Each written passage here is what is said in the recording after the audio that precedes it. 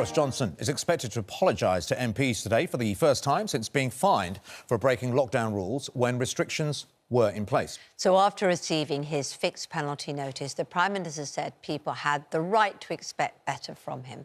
And we're joined by Northern Ireland Secretary Brandon Lewis. What are you expecting to hear from the Prime Minister today in terms of an apology? And what degree of apology will satisfy you that he really gets it and he's really moved on? Because I'm sure you want that. Well, look, I haven't seen the details of what the Prime Minister is going to say today, but I know he will, as he said he would, be speaking to Parliament. He always said that he would do that, and that's what he'll do this afternoon. Look, I think you will see the Prime Minister apologising, as he did when the fixed penalty notice was made public last week. As he said, he would always be public about any findings that the police and indeed eventually the Sue Gray report may have. And he's apologised that. He's paid the fine, accepted that decision, and he'll outline that position to parliamentarians, I expect, later on today. OK, how will he explain the fact that he was confident and certain that that no rules have been broken before and he's now accepted this fine? Because it looks, when you look at the statements, it looks like he actively misled Parliament to many people and therefore should resign. Well, I'm very clear. I don't believe he's misled Parliament at all, but I will explain that. I'll let the Prime Minister outline it in his words this afternoon. But what I would say is that when he spoke to Parliament back in December and at other points when he's spoken publicly about this, he's outlined what he understood to be the truth. As he himself said, he was assured that nothing he had done had breached any of the rules or the regulations. It was a workplace environment. I've worked in and around Number 10 in various jobs in government over the years. It is an entire workplace environment, although the Prime Minister and the Chancellor also live there. The entire the whole part of Number 10, every single room in it at different times is used for meetings, including even corridors. So I think that will be the position he would take, but that won't move away from the fact he also acknowledges and accepts the police have come to a view. He's accepted that, he's paid that fine and apologises for the situation that has been created through all of this. And that's why he's changed that team at Number 10 as well, exactly as he said he would. Well, listen, there's absolutely no doubt he broke the law. The police have decided that he's paid the fine. If he didn't think he broke the law, he might be able to appeal or refrain from paying the fine. So he accepts he's broken the law. But has he also broken the Ministerial Code, the very code that holds democracy, holds accountability together within our Parliament that ministers must abide by? Do you accept, Brandon Lewis, that the Prime Minister has broken the Ministerial Code? No, I don't. That's exactly the point I was just making.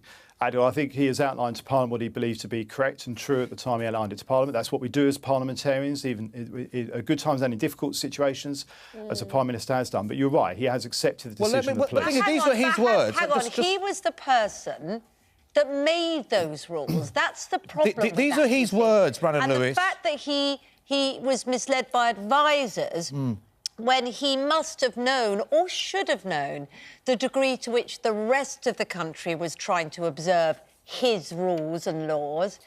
That's what people find so staggering, that he came to Parliament and said, no, I've been told by people I haven't broken the laws. It speaks to a lack of character and understanding that he obviously did break the law. We now know that. He's accepted it. So how was he so at odds with, in terms of being across that?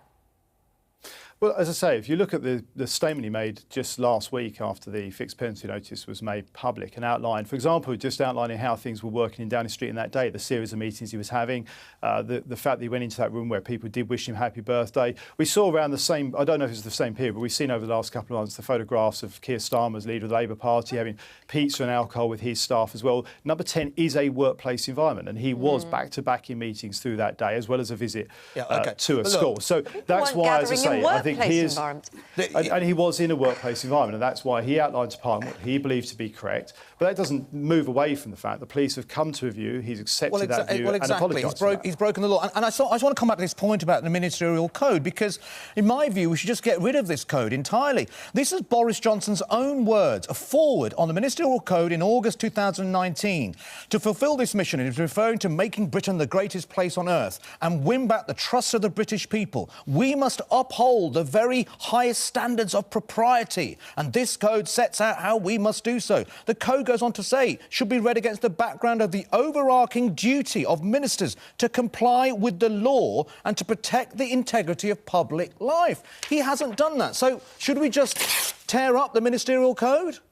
No, I think the ministerial code is an important feature of our parliamentary democracy. But how can it be important if the Prime Minister isn't observing it? If we're not... Well, look, we've seen over the years, sadly, that ministers from both Conservative and Labour governments have had penalty notices for whether it's been a speeding offence or traffic offence. That is not the same, I appreciate, as some of the sacrifices people made through COVID, but we have seen that happen over the years. People have to accept that. If you get something wrong, you have to accept that, you learn from that and you move forward. And what I see, I have to say, every day when I'm working with the Prime Minister, whether it's on issues that are specific for Northern Ireland or wider for the United Kingdom as a member of the wider Cabinet, is the focus is on how we do exactly what you just outlined, but David, just on and that make point, sure we're you moving the brought country in forward other people that have had speeding fines. Sorry to interrupt you, but this the point that we're trying to address. Other people having speeding fines. To my knowledge, those people didn't stand in the Commons and deny speeding and say, well, as far as I'm concerned, it wasn't speeding.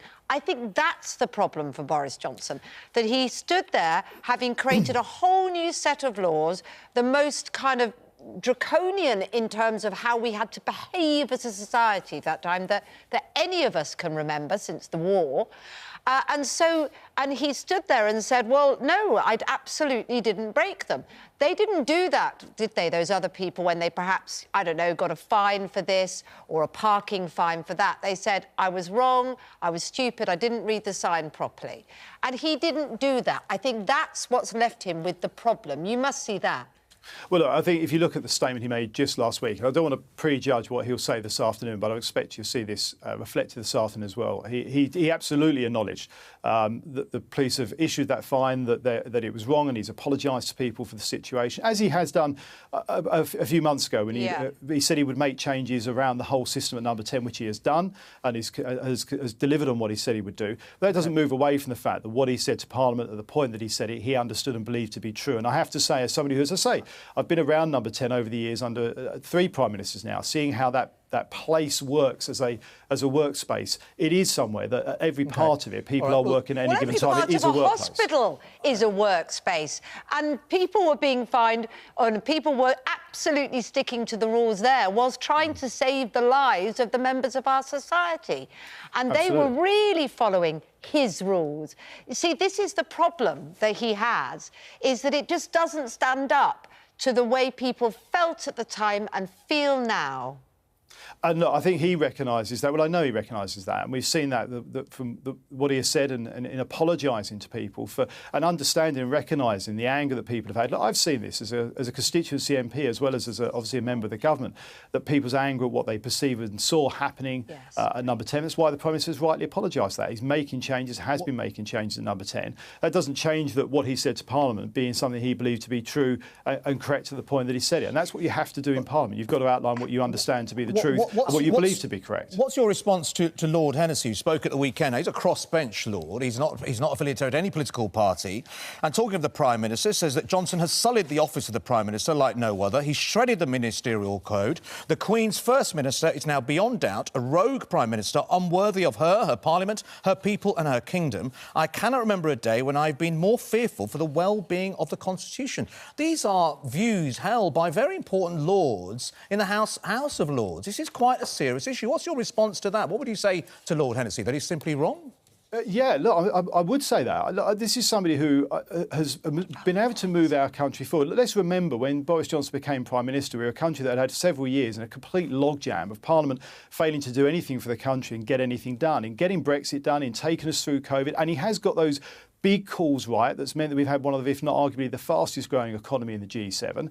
The support for Ukraine in the abhorrent invasion that Putin has done, where he and the Defence Secretary were ahead of pretty much everybody else in the world in the defence there. And I've seen some of that work in Northern Ireland, where the NLAWs are produced that are going out to Ukraine. In the work that we're now doing, and I know he's absolutely passionate about supporting people who are feeling that pressure from the cost of living and energy challenges, some of which are reflected in the announcements being made today around the rail fares to help boost the wider economy as well. He's making those big decisions, he's getting them right, and that's what's moving our country listen, forward. And that's where his focus is. I think some people during the COVID pandemic will argue against that. We haven't forgotten what happened with the care homes. We haven't forgotten about £12 billion wastage of PPE and COVID fraud that has never been accounted for. Well, hold on. And I know there's going to be an inquiry into that. When you make a statement like that, let's go back and remember during COVID, this was a period where we were doing everything we could and moving very, very fast to get PPE in as quickly as we could for the people who needed it. Now, in doing that, there is a reality that some of that is going to be PPE that then wasn't used, wasn't appropriate. But I think it was right that the Prime Minister was focused on, with the Health Secretary, getting PPE in for people at the time. Okay. And your show were quizzing people like me at the time about how much more can we do to get more PPE more quickly. So he was focused on those issues, and he was focused on how we came out of COVID, which has meant that we're in the economic position that many countries of the world are way behind us still on today. Well, look, Mr. Lewis, let's hope he does give the statement that you hope he does too, which satisfies everybody, because then we can move on to all those important issues the next time you're on the programme that you outlined there, because we do want to get on to those. So we'll watch and see, but really good to talk to you this morning. Good to talk to you.